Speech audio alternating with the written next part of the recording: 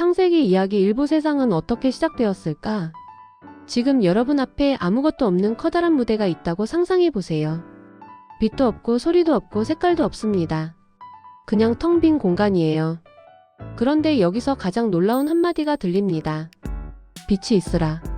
그리고 진짜 신기하게도 순식간에 빛이 켜져요. 마치 깜깜한 방에서 스위치를 딱 켠 느낌 있죠? 하나님은 말씀만 하셨는데 세상이 반짝하고 살아난 거예요. 하나님은 손으로 만들지 않으셨어요. 말씀하면 생겨납니다. 이게 첫 번째 감탄 포인트예요. 그 다음에는 하늘, 바다, 산, 별, 새, 물고기, 동물들이 등장합니다. 하루하루 차곡차곡 만들어지는데 무슨 레고 맞추듯이 완벽하게 배치돼요. 놀라운 건 단 하나도 엉성하지 않습니다. 이건 좀 부족한데? 이런 게 없어요. 그리고 마지막 날 하나님은 아주 특별한 존재를 만들어요. 사람. 그냥 만드는 게 아니라 하나님을 닮도록 만들어 주십니다.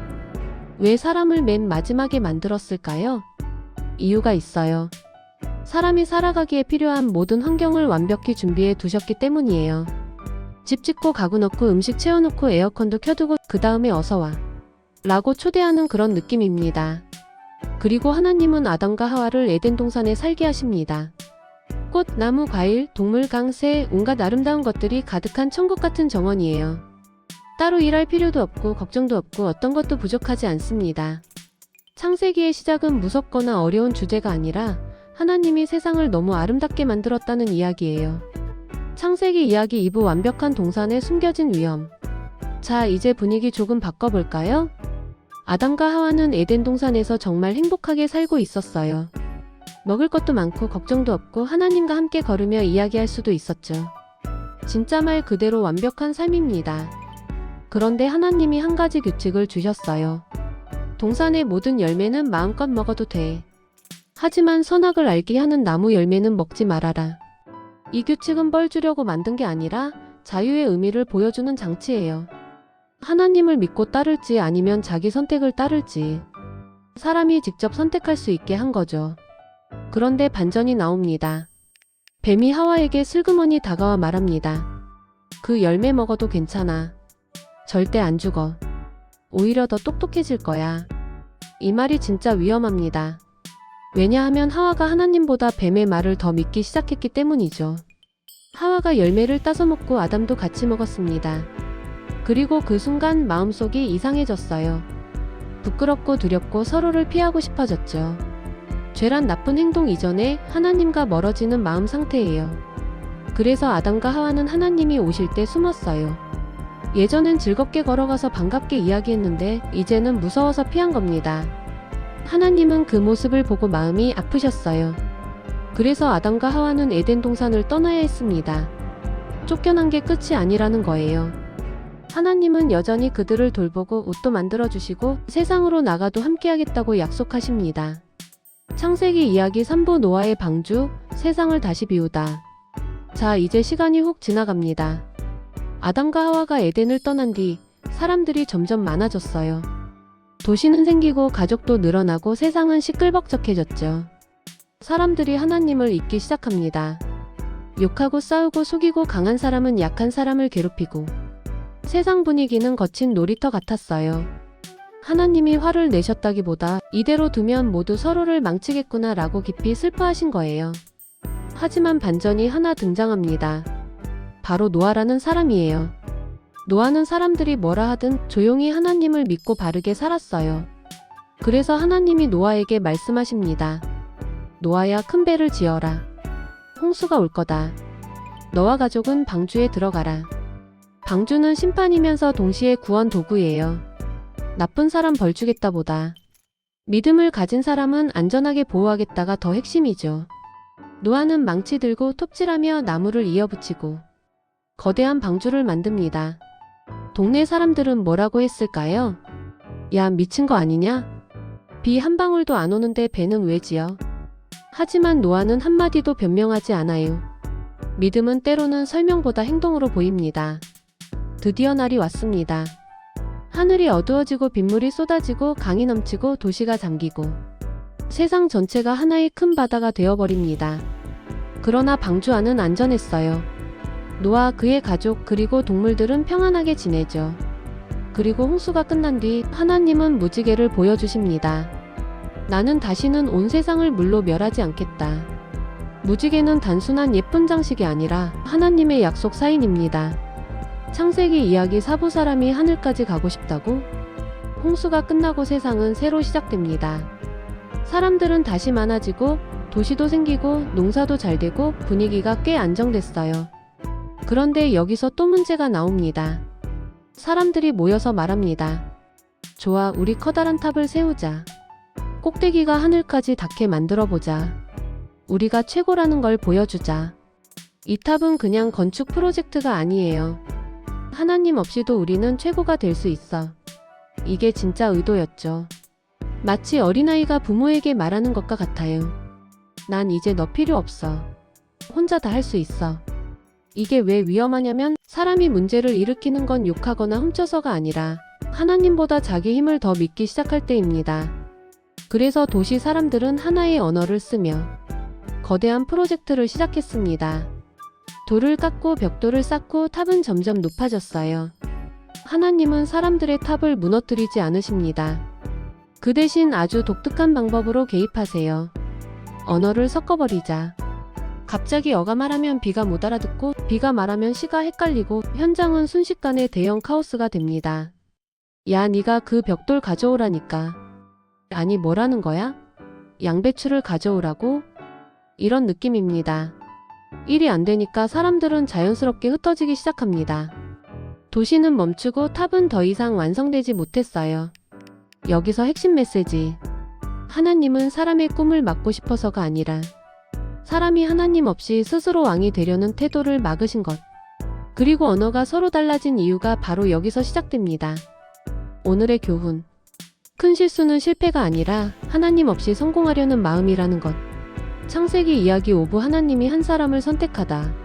자, 이제 세계가 흩어지고 언어가 다양해진 장면까지 봤죠? 이제부터 이야기의 초점이 확 줄어듭니다. 온 세상 전체 이야기가 아니라 딱 한 사람, 아브라함에게 집중돼요. 여기서 분위기 확 바뀝니다. 왜냐면 하나님이 직접 한 사람을 부르거든요. 하나님이 아브라함에게 말합니다. 고향을 떠나라. 내가 보여줄 땅으로 가라. 너를 큰 민족으로 만들겠다. 자, 보세요. 이건 엄청난 명령입니다. 집 떠날 때 제일 불안한 게 뭔지 아세요?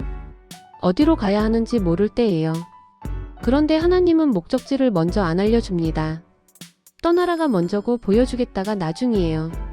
믿음은 정확한 지도를 갖고 움직이는 게 아니라 하나님이 가리키는 방향으로 한 걸음씩 걷는 거예요. 아브라함은 고민하지 않습니다. 짐 싸고 가족 데리고 집과 친척과 모든 익숙한 환경을 떠납니다. 이게 진짜 대단한 장면이에요. 사람들이 말했겠죠. 아브람 형 어디 가요? 글쎄, 나도 몰라. 하나님이 알려주시면 가는 거지.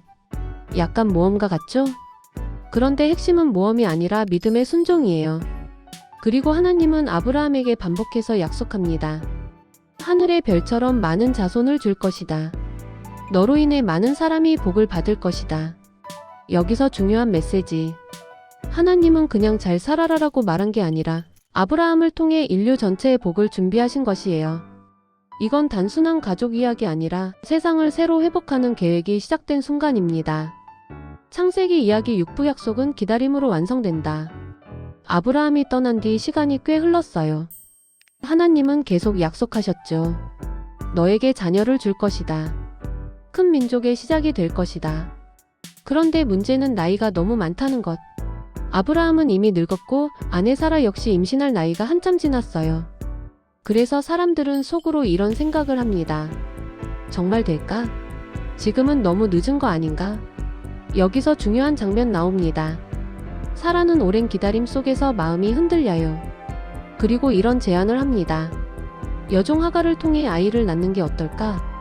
당시 문화에서는 이런 방법이 합법적인 해결책이었어요. 사라는 좋은 의도로 말한 거였죠. 하나님의 약속을 이렇게 도와드리면 되나? 이런 느낌이었습니다. 아브라함은 이 제안에 동의하고 하갈은 임신을 하게 됩니다. 아이 이름은 이스마엘. 겉으로 보면 문제 해결처럼 보였어요. 하지만 여기서 포인트. 하나님의 약속은 인간이 편법으로 빨리 이루려 할수록 꼬임이 생깁니다. 하갈과 사라 사이에 질투와 갈등이 생기고 누가 주인이고 누가 인정받아야 하는가로 마음이 복잡해졌죠. 그런데 반전이 하나 있어요. 하나님은 이스마엘도 무시하지 않으십니다. 광야에서 외롭고 눈물 흘릴 때도 돌보시고 큰 민족을 만들겠다고 약속하십니다. 그러니까 하나님은 실수 속에서도 은혜를 잃지 않으십니다. 하지만 핵심은 여전히 하나. 약속의 자녀는 하갈이 아니라 사라에게서 나와야 한다는 것. 시간이 더 흐르고 아브라함 100세, 사라 90세. 상식적으로 불가능한 나이죠. 그런데 바로 이때 하나님이 사라에게 말합니다. 내년 이맘때 너에게 아들이 있을 것이다. 사라는 듣고 웃습니다. 제가요? 지금이 몇 살인데요? 하지만 여기서 강력한 메시지. 하나님의 약속은 가능성보다 믿음으로 이뤄진다. 그리고 진짜로 아들이 태어납니다. 이름은 이삭, 뜻은 웃음. 왜 웃음이냐면 도저히 안 될 것 같은 일이 진짜로 일어났기 때문입니다. 창세기 이야기 7부 가장 큰 믿음의 시험 이삭을 바치라. 드디어 약속의 아이가 태어났죠. 사라와 아브라함은 매일이 감사했고 이삭은 집안의 기쁨이었습니다. 그런데 여기서 아주 충격적인 명령이 떨어집니다. 하나님이 아브라함에게 말씀하십니다. 내 아들 이삭을 번제로 바쳐라. 잠깐만요. 이건 완전 반전입니다. 이삭은 그냥 자녀가 아니라 하나님의 모든 약속이 걸린 존재였어요. 큰 민족은 이삭을 통해 시작될 예정인데 그 이삭을 바치라고 하신 겁니다. 자, 여기서 우리가 이해해야 할 핵심은 단순합니다. 하나님은 아브라함의 믿음 상태를 시험하셨지 정말 이삭을 잃게 하려는 마음은 아니셨습니다. 아브라함은 그 명령을 듣고 망설이지 않습니다. 도끼 잡고 장작 챙기고 이삭 데리고 모리아 산으로 향합니다. 그 길이 얼마나 길게 느껴졌을까요? 아브라함은 한 걸음 한 걸음 걸을 때마다 마음이 찢어졌을 겁니다. 산에 도착하고 제단을 쌓습니다. 이삭도 물어봐요. 아버지, 제물은 어디 있나요? 아브라함은 이렇게 대답합니다. 하나님이 준비하실 것이다.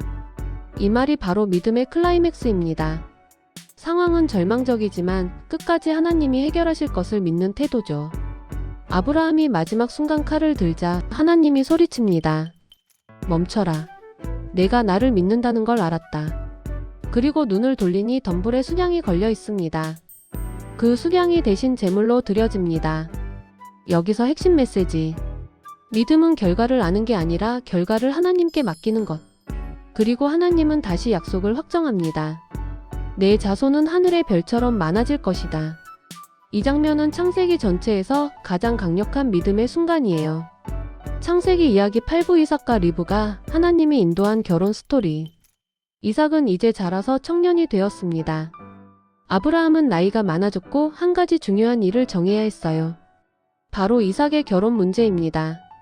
아브라함은 이렇게 생각했어요. 이삭이 아무 여자와 결혼하면 안 된다. 하나님을 믿는 가정에서 자라야 하고 약속의 자녀가 이어져야 한다. 그래서 아브라함은 아주 신뢰하는 종에게 말합니다. 가나안 여자와는 결혼시키지 말고 내 고향으로 가서 이삭의 아내를 찾아라. 여기서 포인트. 그 시대 기준으로는 꽤 먼 여정이고 성공할 확률이 적었어요. 소개팅을 하러 가도 최소한 상대를 알아야 하지만 종은 누가 맞는 사람인지 표현만으로 판단해야 하는 상황입니다.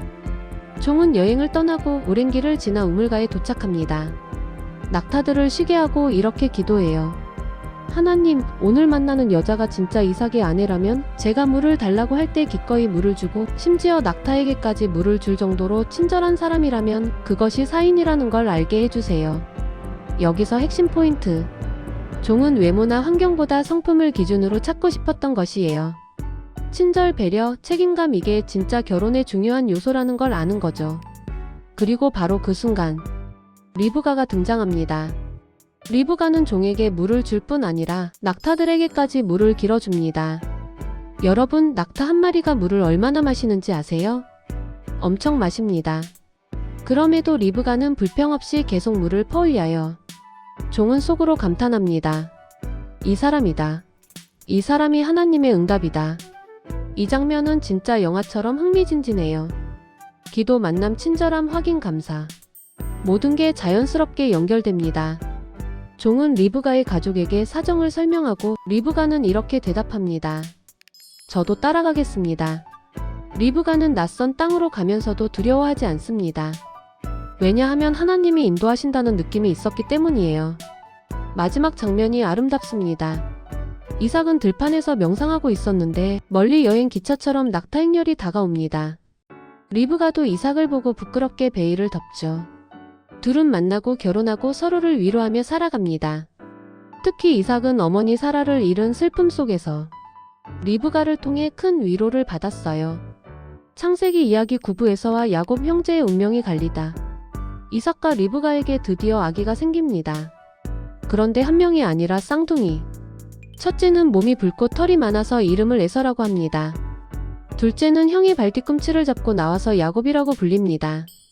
태어날 때부터 서로 경쟁하는 느낌이 있죠. 자라면서 두 사람의 성격도 확 다릅니다. 에서는 사냥을 좋아하는 거친 야외형, 야곱은 조용하게 장막에서 생활하는 집순이형. 이삭은 먹을 것을 좋아해서 사냥을 잘하는 에서를 더 좋아했고 리브가는 마음이 사근사근한 야곱을 더 아꼈죠. 가정 분위기가 살짝 긴장감이 있습니다. 여기서 아주 중요한 개념이 나옵니다. 장자의 명분. 첫째 아들에게는 재산, 책임, 축복까지 다 몰리는 제도예요. 그래서 장남이 되는 건 엄청난 특권입니다. 그런데 어느 날 사건이 터집니다. 에서는 사냥하고 돌아와 완전 기진맥진합니다. 그 순간 야곱이 맛있는 팥죽을 끓이고 있어요. 에서는 너무 배가 고파서 이렇게 말합니다. 야, 그 팥죽 좀 줘. 야곱이 슬쩍 조건을 겁니다. 좋아, 대신 장자의 명분을 나에게 팔아라. 여기서 반전. 에서는 깊이 생각하지 않고 말합니다. 지금 당장 죽을 것 같은데 장자의 명분이 무슨 소용이야? 그냥 줄게. 이 한마디가 역사적인 순간이 됩니다. 팥죽 한 그릇과 장자의 명분을 바꿔버린 것. 여기서 핵심 메시지. 중요한 것의 가치를 모르면 순간적인 욕구의 미래를 잃을 수 있다. 에서는 배고픔 때문에 영적인 축복을 가볍게 여겼고 야곱은 조용히 미래를 준비하고 있었어요. 이날 이후 장자의 명분은 공식적으로 야곱에게 넘어갑니다. 사건은 단순한 형제 싸움이 아니라 하나님이 미리 예언하신 계획이 드러나는 순간이기도 해요. 창세기 이야기 10부 야곱의 도망, 베델의 꿈, 그리고 라헬과의 첫사랑. 장자의 명분이 야곱에게 넘어간 후 큰 사건이 또 하나 일어납니다. 이삭은 늙었고 눈이 거의 보이지 않았어요. 축복을 마지막으로 전해줄 시간이 온 거죠. 원래 장자인 에서가 받아야 하는 복, 아주 중요한 가문의 영적 축복입니다. 그런데 리브가가 야곱을 도와서 형처럼 꾸미게 합니다. 털 많은 가죽을 팔에 붙이고 에서처럼 요리까지 해서 아버지께 들어갑니다.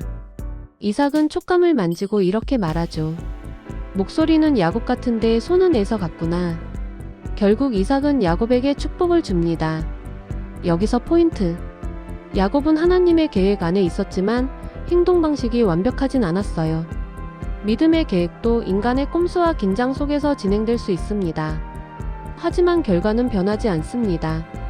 축복은 야곱에게 주어졌고 에서는 뒤늦게 분노합니다. 야곱을 죽여버리겠다. 상황이 심각해지자 야곱은 라반 외삼촌 집으로 도망갑니다. 야곱은 무일푼으로 양치기 신분으로 낯선 길에 홀로 서게 되죠. 외로움과 두려움이 쌓인 밤, 들판에서 돌을 베고 잠이 듭니다. 그런데 여기서 인생 반전이 등장. 야곱은 꿈을 꿉니다. 하늘과 땅을 잇는 사닥다리가 세워져 있고 천사들이 오르락 내리락 하는 거예요. 그리고 하나님이 말씀하십니다. 내가 너와 함께 있겠다. 너를 지키고 이 땅을 너와 내 자손에게 주겠다. 이 장면의 핵심 메시지.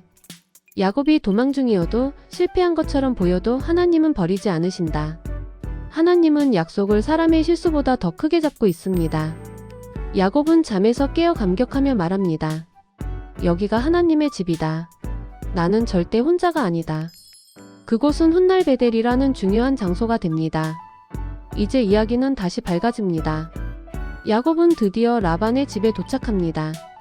우물가에서 양을 치는 목자들을 만나고 그때 라헬이 등장해요. 라헬은 라반의 딸, 성격도 곱고 외모도 아름답습니다. 야곱은 첫눈에 반합니다. 그리고 놀라운 장면. 평소 여러 사람이 있어야 움직이는 우물 바위를 야곱 혼자서 굴립니다. 첫사랑의 힘이란 이런 거죠. 라반 집에서 머물며 지내던 야곱은 결심합니다. 라헬과 결혼하게 해주시면 제가 7년 동안 일하겠습니다. 여기서 포인트. 야곱은 사랑의 가치를 물질보다 높게 본 사람이에요. 돈이 아니라 마음으로 결혼을 준비한 것이죠. 라반은 고개를 끄덕입니다. 야곱은 7년을 일하지만 그 7년이 하루처럼 느껴질 만큼 라헬을 사랑합니다. 시청해주셔서 감사합니다.